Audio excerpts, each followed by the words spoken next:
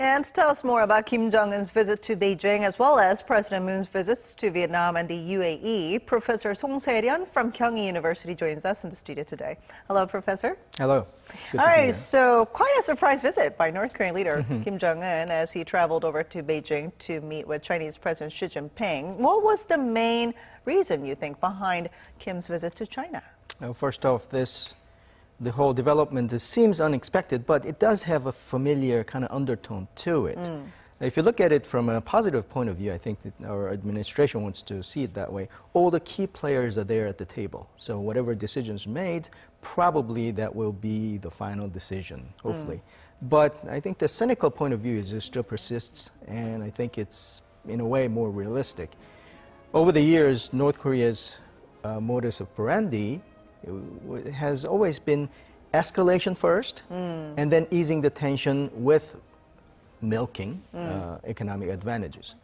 And they managed to bring the Donald Trump agreed to come to the table sometime in May. Assuming that it happens, this is a deal situation. Okay. And if you look at it, what's happening in the White House, they staffed or reconstituted the cabinet with hawkish tendencies. So I think that Donald Trump will hit hard initially, trying to kind of get the other deal partner to be in the corner. Probably Kim Jong-un doesn't want to be that way. So the significance, to answer that question, is to secure some sort of white knight. Somebody to go to, the way to walk away from the table if he needs to. So this is a kind of a high degree of strategy in a deal situation. So in that sense, North Korea has put the kind of the elements in place in preparation for the deal. And at this point, it complicates things for everybody. So I would say the saga continues. But what's interesting, though, that it was the first time that Kim Jong-un met with Chinese President Xi Jinping, and also it was his first time going abroad since taking power back in 2011. And we heard that it was actually Mr. Xi who invited Mr. Kim to come to China to talk to him about what's happening with the upcoming summits with South Korea and North Korea, and also the one between President Trump and North Korea. Right. According to the President Xi, he says the situation has changed. That's why he invited North Korea. The situation has indeed changed. For China, North Korea has always been a hot potato. Right. Their rogue behavior has always made them uneasy about it, but at the same time, they are kind of a life relationship. They call it the blood brotherhood alliances. So it was a matter of time that they will be drawn together at some point. But this time it was particularly important for China because for China, being able to control North Korean rogue behavior is one of the advantages that they had, and position themselves, that allows to position themselves that, wait, look, we're the guardian of peace here, simply by ensuring that North Korea doesn't press those nuclear buttons. But North Korea managed to bring the United States come to the table without China. So there is a real concern about the China passing, so to speak. And I think for the regional hegemony competition between the China and United States, probably it's important that China is at the table and be seen as a key player. Now, what do you think was discussed during this meeting?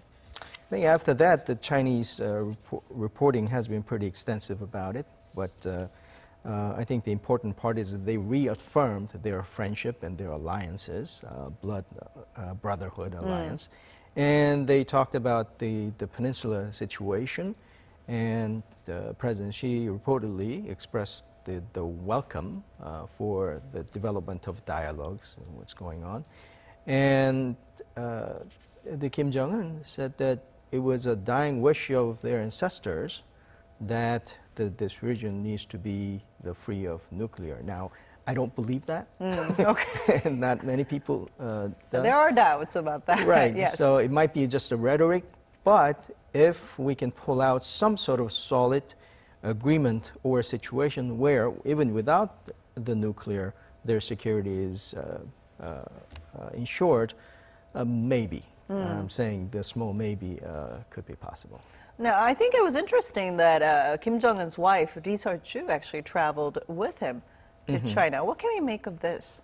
I think this, although this is an unofficial visit, I think this shows not only just the matter of business, but being close together, like relatives getting together kind of setting. So I think it shows goodwill from the both parties that our relationship goes just beyond the business at hand. Okay. Now, the Blue House said that it was quote-unquote positive for the North's upcoming summit with South Korea and the United States that Kim Jong-un decided to go and visit and meet with President Xi. But now China has been kind of watching everything from on the sidelines to see everything unfold. But and you talked about China passing just moments ago, but now it seems that China is standing on a very different path. So how would this all affect South Korea? Well, it complicates things in several degrees.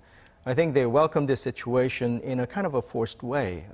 I mean that it is true that, as I mentioned, there's a key players at the table, and everybody expressed the kind of optimistic view about it. You know, the denuclearization in the region expressed by Kim and President Xi, saying that this is a welcome development. Those are all good. In that sense, you can look at it from the optimistic point of view.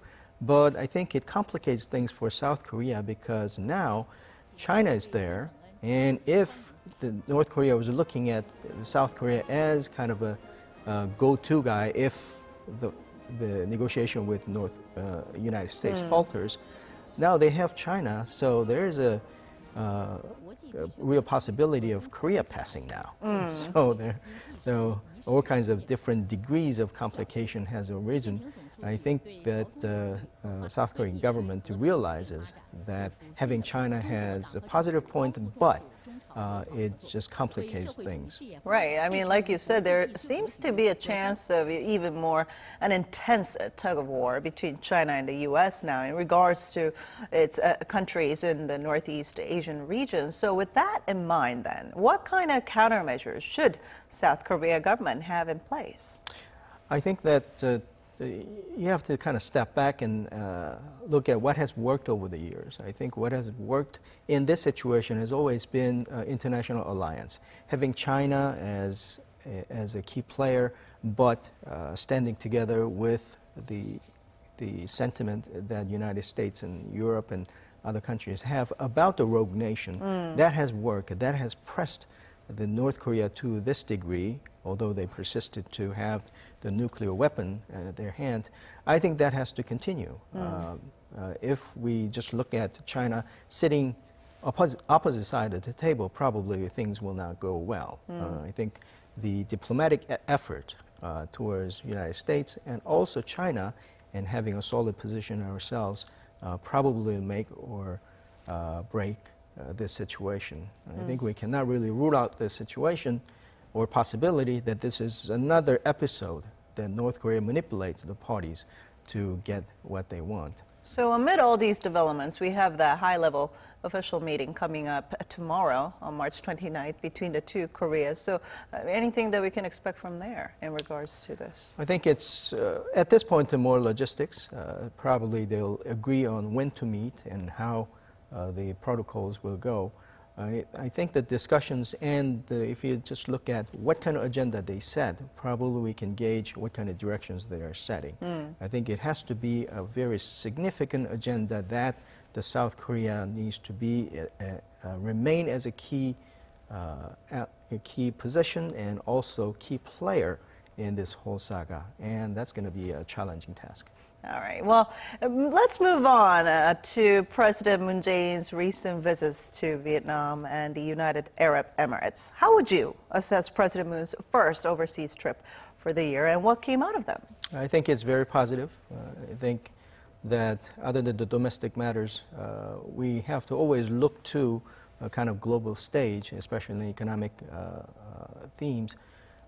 This time around, the report says that there was some significant development in terms of commitments of both parties to elevate our relationship and to increase the trade volumes. I think that has a significance not only for the countries of Vietnam, but because the Vietnam has an important position in that region itself, the ASEAN region. So Korea's probably pivoting towards that the southern part of Asia is a positive thing. And also, the Middle East is the same thing. Middle East always played a key part economically in Korean development economically. So that region is important strategically and also because of the opportunities that present to our companies. And it seems like that has taken place. So let's take a closer look at some of the details of the trip. I mean, Korea and Vietnam have agreed to boost their bilateral trade to $100 billion by 2020, which is 50% more than last year's total. So how important is Vietnam to Korea when it comes to trade? Vietnam is important in several regards. One is Vietnam, in and of itself, even without anything other, is a fast-growing country, and upward of 7% of GDP. It kind of reminds us of what we have gone through in several decades. So it's strategically, economically important. But at the same time, we have developed or cultivated relationship with Vietnam over the years. One example would be just like Korea has concentrated on science and technology as an engine of growth, we worked with Vietnam to do a sort of V-KIST as opposed to KIST, which was a Korea Institute of Science and Technology. Right. And that kind of collaboration has already taken place. A lot of companies have advanced to Vietnamese projects. So I think this is not a new start, but a stepping up in a significant way so that our relationship will not confined in just developing Vietnam, but it will spill over to the regional significance. All right, let's head over to the UAE. I mean, what happened with the secret military deal that was supposedly signed with UAE back in 2009 under the former Kim Jong-un administration? I mean, there has been controversy over that. So was that addressed in any way while President Moon was there? I think that the way they announced their agreement indicates that scandal or the controversy is in the rear view. It seems like they've taken care of it. And besides, UAE needs a friend too because of their particular situation in a global stage. They have Saudi Arabia, but they've been, in a way, ostracized in many different situations. So I think both countries want to improve the relationship, not only security-wise, but also economically. I think that Korean industrialists that accompanied the president has made some progress, and that shows on the newspaper report. And apparently there's no secret memo or agreement this time around. So we're optimistic that it'll go well. I think a lot of positive things came out in regards to economic cooperation with Vietnam as well as with the UAE. So. Right. Korean presidents, for some reason, well, I guess, rather than complicated domestic matters, they were always fared better in the diplomatic and economic means. I think this has to continue, and not only the president, the whole apparatus to look to the global stage has to be strengthened. All right. Thank you so much for your insight today. Thank you.